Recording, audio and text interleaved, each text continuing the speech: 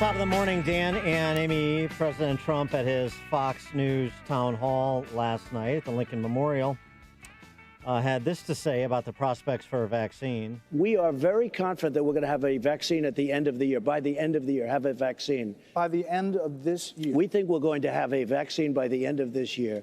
And we're pushing very hard. You know, we're building supply lines now. We don't even have the final vaccine.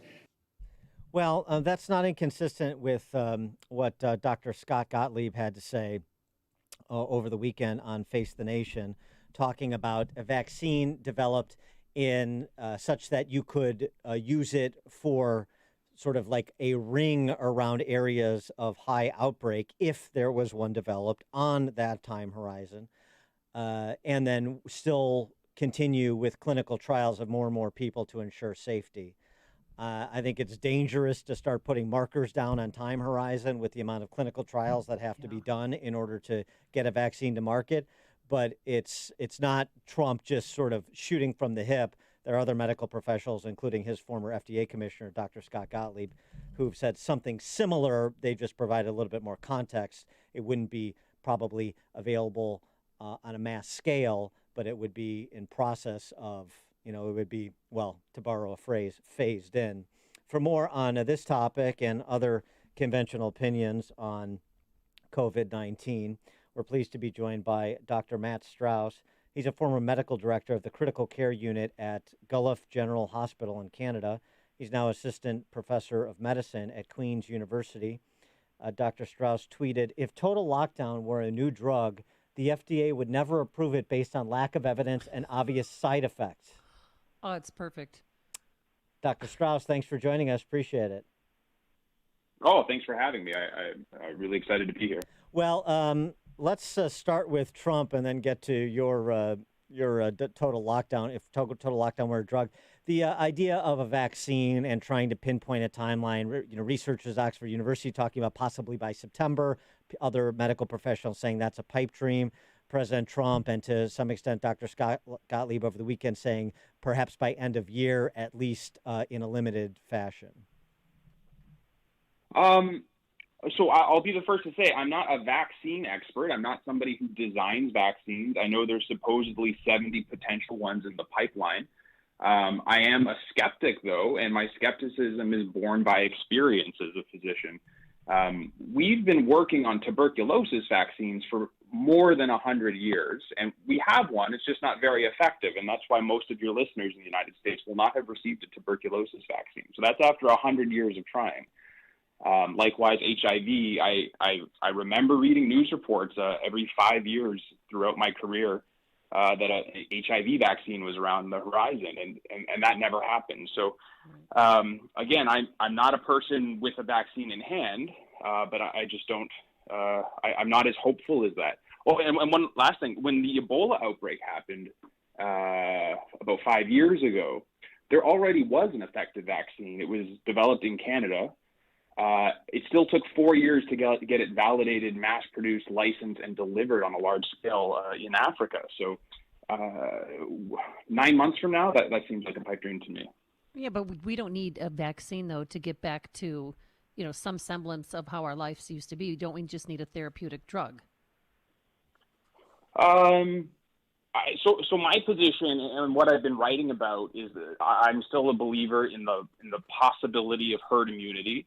And the reason I'm a believer in that strategy is that this virus has a very peculiar mortality profile and that it seems to leave young, healthy people unscathed.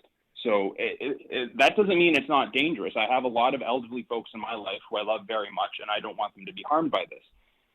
But if you are under 35 and you have no other medical problems, it's very unlikely that coronavirus is going to take you. So what I've been arguing for on my Twitter and in the articles that I've been writing for The Spectator has been, why don't we let young, healthy folks out so that they can be exposed to the vaccine, become immune, and once enough of those folks who can withstand it have been exposed, you start to develop herd immunity. So that's, I think, the way forward. Obviously, if effective drugs are found on the way, that's going to be a huge help. You write in The Spectator about the use of ventilators And for all of the hoopla surrounding the need to produce more ventilators, to get more ventilators distributed, there started to be some questions that weren't really amplified. We talked a bit about on our show about, is this the best use for somebody in a state of serious condition? Is this the best tool to use? And then there were reports that some doctors had moved to using sleep apnea machines, and that was providing better results for patients. You write about that as well.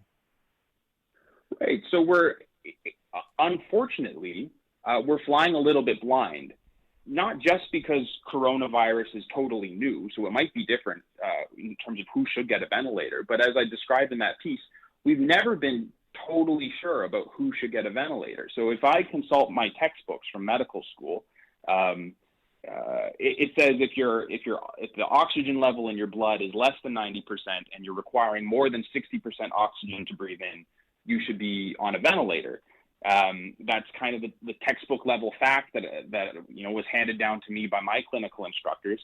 But there was never an experiment proving that this was necessary. And so what I talked about in that piece is some physicians, largely in New York City, were noticing that if they left folks not on ventilators, on 100% oxygen, saturating less than 90%, they still pulled through. And they started talking on Twitter and on YouTube and on podcasts saying, maybe we were wrong this whole time.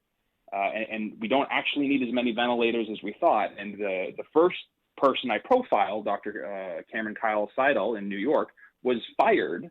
Well, sorry, I shouldn't say he was fired. He had to step down. It's not clear who took that measure, just for speaking out about this. So that's what I was really interested in, is that the sort of chill on free speech in physicians who had different views on what turned out to not be necessarily an evidence-based practice. Well, right. And just on that evidence-based piece, since, there's so much talk about evidence-based and the trials that need to happen before we're green lighting any treatment or much less a vaccine, you point out that there's not been a randomized controlled trial showing that sedating people with severe pneumonia in order to put a breathing tube down their throat is the appropriate treatment. Yeah, and I guess I just see that as an oversight that my profession has to deal with. That so I'm a life support specialist, and we've been putting folks on life support for pneumonia for 50 years, and we just haven't proven it based on experiment. And that's not to say I don't believe that ventilators don't have their place. Right. I guess what I'm saying is we just haven't shown exactly what that place is. It's an oversight. Are you familiar what University of Chicago is doing? They're using these oxygen helmets instead of using ventilators, and that seems to be working. It looks, like they're going to Mars or something, but they don't have to, render them unconscious for any time being, and the patients are more comfortable. Absolutely, yeah. Those oxygen helmets have been used much more in Europe for the last 15 years, as far as I'm aware, and not based on experiments, just sort of based on culture and history and who was your instructor and what did they like to do. More commonly in North America, we use nasal cannula that just in the last 10 years, we call them high flow nasal cannula that's going to shoot 50 liters of oxygen down into your lungs. And we've been seeing a lot of success with that. And then the other successful maneuver is to flip folks onto their belly when they're really having a lot of trouble breathing, which sounds so basic and primitive that this is the new hot thing. Will probably be surprising to many of your listeners, but that's sort of the state of the science right now. Going back to that tweet I mentioned at the outset, if total lockdown were a new drug, the FDA would never approve it. Your point. Right. So the coronavirus is scary. I understand panic. I understand the rush to lockdown. But now that we're having more statistics come out, like I was talking about, that people under 35 are largely unscathed, I think we need to start climbing down from the panic, because we don't know what all the side effects of lockdown will be. Obviously, you shut down the economy, people unable to pay their rent, unable to do work that gives their life meaning, unable to provide for their family. That's going to cause amazing problems with mental health, with substance abuse. In my country, in Canada, it was noted that calls to police for domestic violence have gone up 25%, because I imagine because folks are irritating themselves while they're each other while they're locked up, and that has real consequences. One thing I want to say, this is very controversial, is in Canada just a week or two ago, we had the largest mass shooting in our nation's history. Right. And I don't view that as a coincidence that it happened during this completely unprecedented lockdown. So we're dealing with unknowns. We don't know what we're causing with this. And there's no, and just, I'm glad you raised that issue. There's been no reporting that I've seen in terms of his motive or any supposition about motive. That's still a pending matter, right? It's pending, and our Prime Minister spoke on national television saying we shouldn't really bother ourselves too much with wondering what that motive might be. Really? Really? Wow. Yeah. My God. Yeah. The larger question that I sort of insinuated at the outset, the politicians who just prattle on saying, listen to the experts, listen to the experts, listen to the experts. And just within the medical profession, and speak to what you know in Canada, do your eyes roll the way that mine do to say, well, there are experts, there are people that have the same credentials that have honest differences of opinion. So when politicians say that, like they are relying on oracles from the medical or the public health community, they're lying. Well, yeah, lying's a hard. I know, that's why I used harsh it. word. Yeah, that's why I used it. Yeah, no, that's fair. When I talk to my colleagues, they all seem to agree with my line of thinking, but these are not the folks who end up. I guess what the chief physician in a country, that's a political appointment. Like they are indeed choosing the experts that they want to hear from to some degree. Dr. John Ioannidis is maybe the most famous epidemiologist in the world. He's at Stanford. He's someone I respect very much. He's been a lockdown skeptic since the start. There's nobody who's more expert than him as far as these things go, and his voice has largely been ignored. So yes, absolutely. There's a lot of play in terms of who gets called an expert and who doesn't. He is Dr. Matt Strauss, former medical director of the critical care unit at Guelph. I hope I'm pronouncing that right. General Hospital in Canada. He's now assistant professor of medicine at Queen's University. Dr. Strauss, say hello to Alanis Morissette for us, and thank you for joining us. Appreciate it. Hello, Alanis. Thank you for having me. Yes. See ya. And he joined us on our turnkey.pro answer line. It's like a hot, steaming cup of information to start your day. It's Chicago's Morning Answer on AM 560. The Answer. Balance of Nature's fruits and veggies in a capsule. Changing the world, one life at a time.